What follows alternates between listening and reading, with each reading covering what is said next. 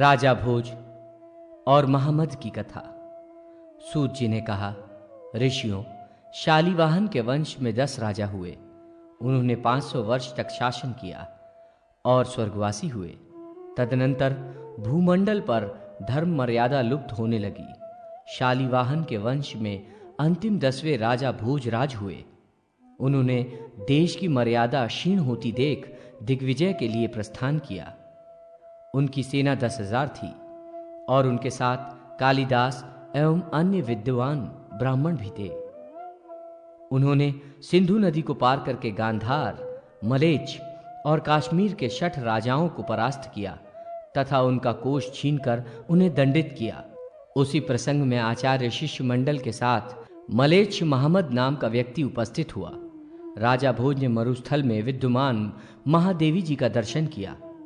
महादेवी जी को पंचगव्य मिश्रित गंगा जल से स्नान कराकर चंदन आदि से भक्ति भाव पूर्वक उनका पूजन किया और उनकी स्तुति की।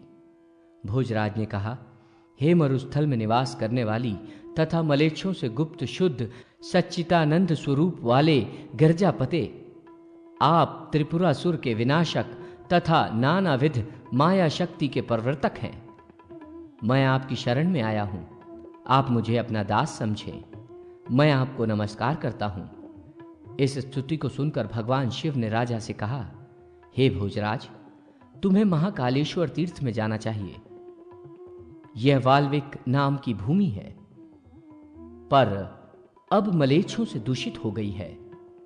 इस दारुण प्रदेश में आर्य धर्म है ही नहीं।